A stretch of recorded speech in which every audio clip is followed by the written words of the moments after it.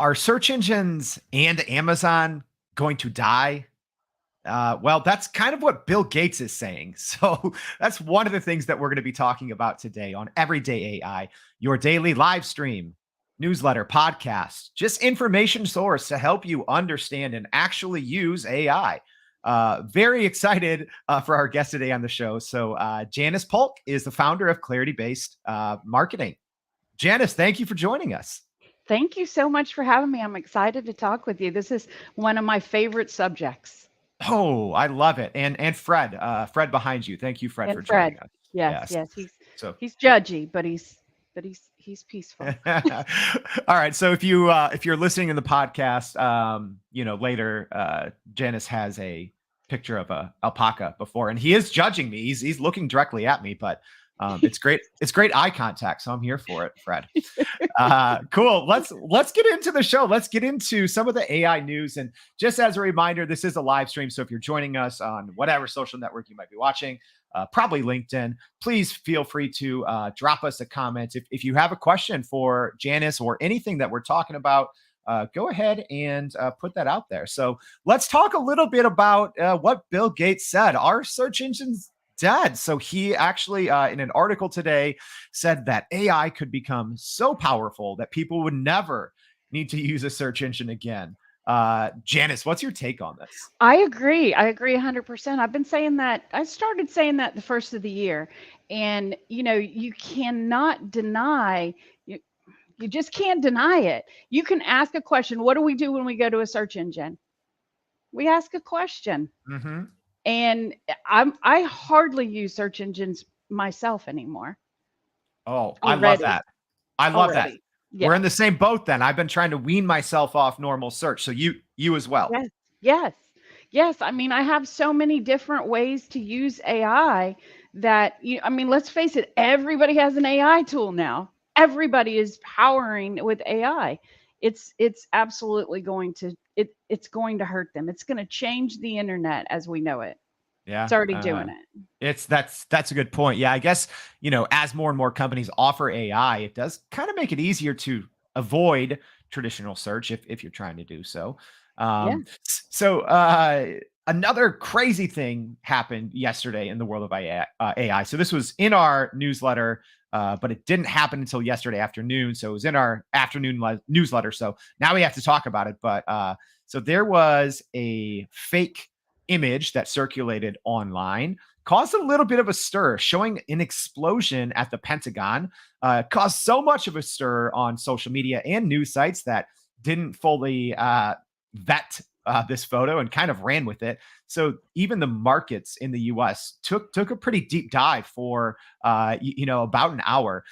So here's another example of AI images just causing a huge stir. Jannis, what's your take on this? It makes me a little nervous, to be honest. I wasn't aware that had happened until you mentioned it. And I had a conversation with somebody just yesterday about deep fakes and how they stand to really disrupt things like voting, elections, a lot of things. And that's a great example. There are a lot of people who get triggered very easily by things like that. And the fakes have gotten better and better. There was a time when I would get emails, virus emails, phishing emails, and I would know. I'd open that email and be like, nope, next, not today, Satan. And now, I've come close. There's been a couple of times that I've come close to getting got.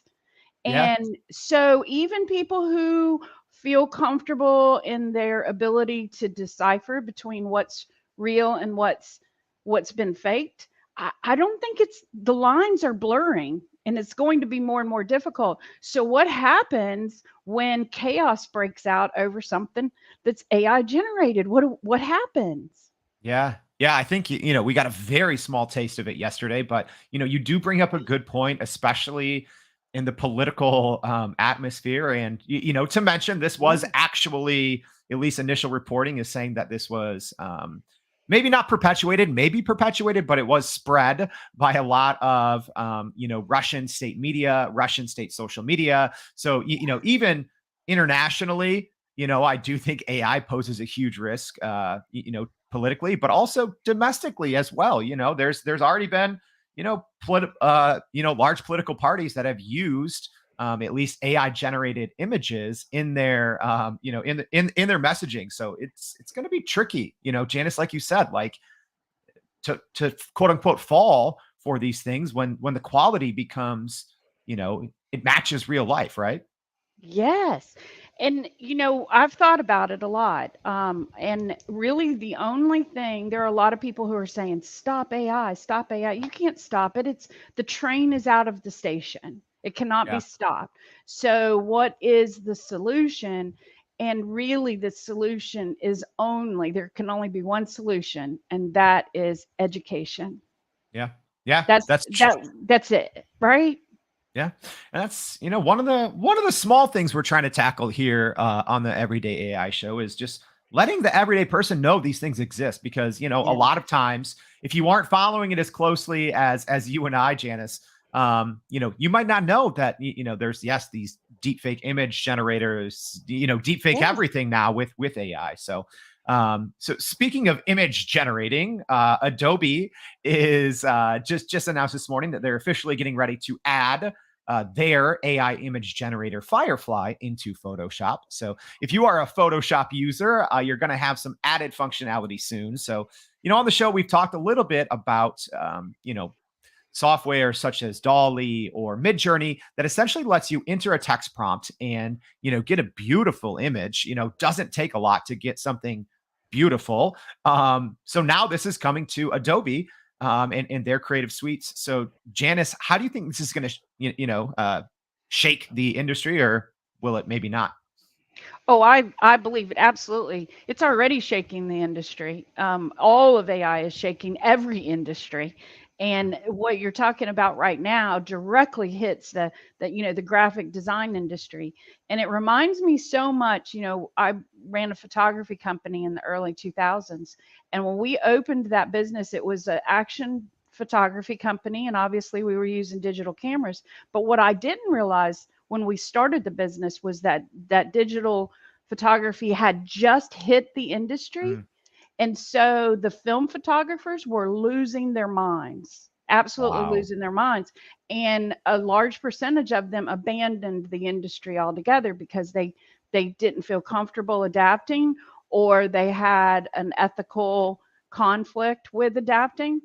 Mm, And it reminds me of that so much because what's happening right now is these graphic designers, people who make their living that way, are having to decide how they feel about this and whether they're going to incorporate it into their work or whether they're going to stand on the mountain with a flag and say, I say no. And yeah. again, the train's out of the station. Yeah, yeah, for sure. Omar, thank you for your Yes. comments, needing to educate people about tech and AI. Absolutely. Janice, I do want to talk a little bit now because you brought up a great, I think, parallel. Running your photography company when digital was kind of just breaking in. So with your business, clarity based marketing, I'm sure clients or individuals are asking you about AI. So what's your thoughts? Are there parallels we can draw from the film or sorry, from the photography industry going from film to digital? Or do you think it's not even going to be comparable to that as the everyday company starts to either embrace or fight off AI? Well, I think that it is comparable. I think that that there are some good lessons that we can learn by looking at that transition to digital photography because it started small and it grew bigger and bigger until it totally transformed that industry. I bet that you could probably stop for just 1 second and tell me at least three people that personally that are either digital photographers or they have a side hustle shooting photos, right? Oh, oh Right? gosh, yes, yes. Right? It allowed people who had a passion for photography, but not an eye with film photography. I was one of them. Mm, I have always loved photography and I was a horrible photographer until I could look in that little screen and take 500 pictures to get that one that I wanted.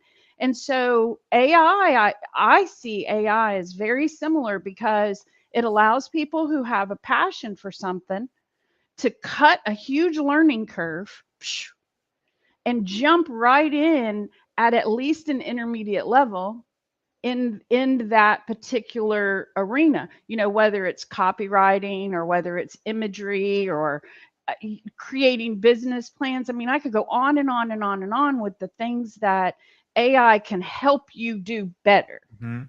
Yeah. And it doesn't, I'm sorry, this is a subject that I'm so passionate about. You'll have to cut in and be like, okay, Jannis, that's enough.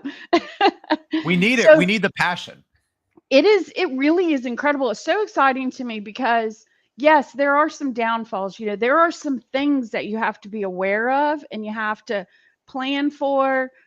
Like Omar said, we have to educate people about technology with AI and how it can be used responsibly. And yes, in my opinion, that's the key, is teaching people how to use it responsibly. Because unless you use it responsibly, okay, so this is a little bit sensitive. So you may have run across someone who is now a digital photographer on the side who is really terrible. Mm-hmm. Have you ever seen a side hustler who's a photographer and you look at their pictures and they post them all over the internet and you go, oh, absolutely. Right? And it's so easy to spot. So being right. I haven't talked about this on the show, but I was a former photographer. I've taken probably about half a million photos in my life, and you can instantly spot them. It's the wrong like the wrong lens for the wrong situation. It's like, oh, you have the on-camera flash up when you don't need it. It's easy to spot, right? Yes. And it's going to be the same way with AI. It's going to be the same way. This is actually a great question from Hamza here in the comments. So, saying, hoping that AI will be accessible by all of us. The latest one, not needing any kind of a subscription. AI is totally emerging in all industries, so it should be in everyone's hand. Hamza, that's a great comment. And actually, Jannis, I'd like to play off that because you also, you have a lot of things going on. So we talked about the photography company. You have your, your full service marketing agency, but you also have a community of side hustlers. So to Hamza's point, how can the everyday person use, get that AI technology in their hand and start to, grow maybe a side hustle or even a small little business out of it? Like, what are your recommendations?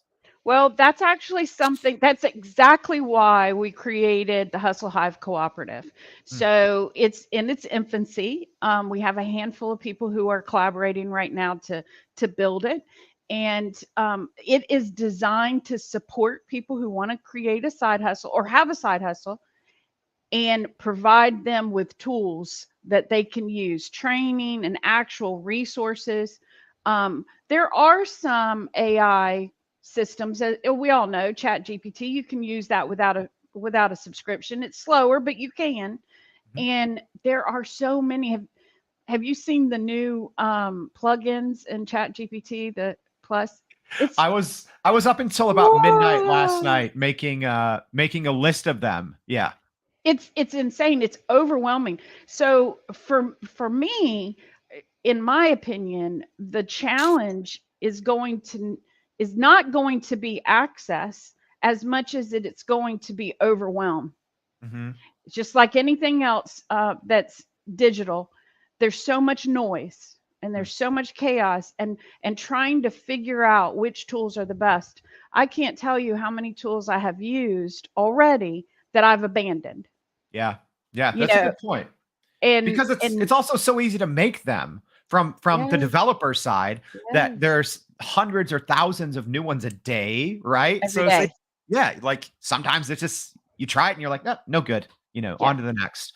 Jannis, one other question I had is, so in the same way you talked about, digital photography, open it up for anyone to be able to instantly be able to see what they're creating and improve upon it, right? And I do think that there's obviously a lot of parallels you can draw with that to something like a Chat GPT, right? Whereas before it might take a long time to, write a long paragraph or to write a little essay, and now you can get it almost instantly.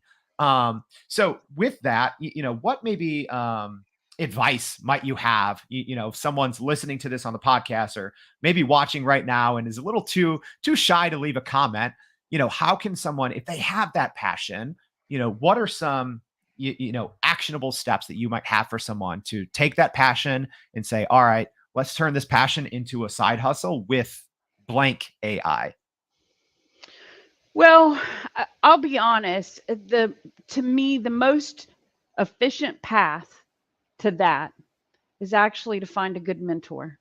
Mm, That's because it is so overwhelming out there. It's overwhelming for me. And I feel very confident in my ability to sort through solutions to find the right one. It's kind of my magic. yeah. And it's overwhelming for me. So, my advice to someone who is looking to start a side hustle, wants to use AI to power it, is looking at all these reels on TikTok and Instagram about, how you can make $10,000 a month in 30 minutes with AI. That's not true, by the way. But find a good mentor. Find someone who is in the space that you're interested in. And there are mentors all over. I mean, LinkedIn, most people want to give back. Most people who are, using something successfully enjoy sharing it. So Yeah. look for a mentor and find out what the people in that industry are using successfully. Yeah, that's a great point because yeah, there are people, that are very new to this and they're just finding out about it, for the first time. And then there's other people that have been using artificial intelligence for decades because, even though Right. ChatGPT is, only been out for 5, 6 months, AI technology has been out for decades. So that's a great point you bring up, Janice. One other question I had for you. So even in your own personal journey, whether it's through clarity based marketing or your side hustle group, maybe what's one or two practical experiences that you've had so far with AI that you can share with others? Things that, whether it's failures or successes, what are some things that you've gone through and you're like, hey, this is worth sharing? Man, I am so glad you asked that question. I was really hoping you would. I was looking for an opening to share this story, and you just laid it out for me, Jordan. I That's what love I'm you here for. already. You're amazing. You're incredible. Okay, so I have to tell you this great story. And if this is not inspiring for someone to try AI, I don't know what is. So I was meeting with my business partner, who is a personal safety instructor. She's fantastic. She runs an organization called Empower the Girls. Just a little plug for Ellen there. She's Love it. wonderful. Plugged. So we were talking and we're doing some things to move her forward. She used to do in-person training and she's moving to more virtual training, workplace safety training, that sort of thing. And so we were meeting, we had a retreat a couple weeks ago, and we were talking about managing her social media and pulling a side hustler in to help her manage her social media because it's become too much with all her other responsibilities. So we're at the table, and I said, "Yep, we'll look at that. Here's a couple of side hustlers we could slide into that." And she got up to go in the other room for something, and I thought, you know what? Let me just try something here real quick. And I pulled up Chat GPT Plus. I have a subscription, Mhm. and I have AI PRM installed, just the free version. I haven't upgraded yet. I probably will. AI PRM, do you use it? Yep. It's the Yeah. third party Chrome extension. Just Yep.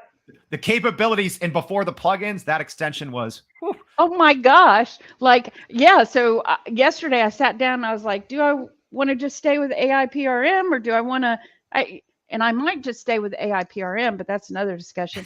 So, so I jump on there and I look through, all the options. And one of them was create 30 social media posts. And I said, let's try this. I had not done that, just simply because that's not what my daily responsibility is. And so I hadn't tried it. So I typed in there, a decent prompt, prompt engineering. That's another whole Mhm. subject. And I typed in, I think, give me 30 social media posts for a personal safety instructor who helps women, young women in the workplace, feel more secure and safe. In 30 seconds, I kid you not, Jordan, in 30 seconds, I had 30 very appropriate captions with hashtags and suggestions for imagery. Like, two women giving a high five, a woman hiking up a mountain, and it was all appropriate. Now I would tweak it, and that goes back to using AI responsibly, but I would pull that out. I did pulled it out, dropped it in a spreadsheet, gave it to Ellen and said, here you go, sister. And in less than, okay, I'm going to stretch it and I'm going to say 2 minutes. There we go. In 2 minutes, she had that.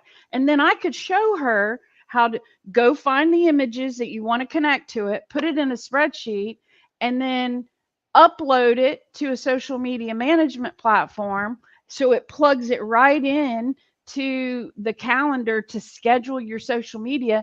And in less than 3 hours, you have a month's worth of social media posts. Yeah.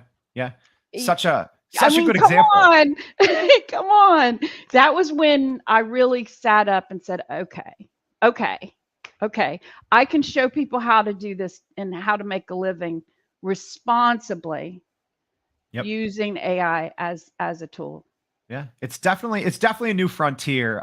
So I know, Jannis, we went a little bit over. I know. Oh my goodness, we did. Hey, we could probably talk for another like 3 hours, but if you're still watching on the live stream, thank you for your comments.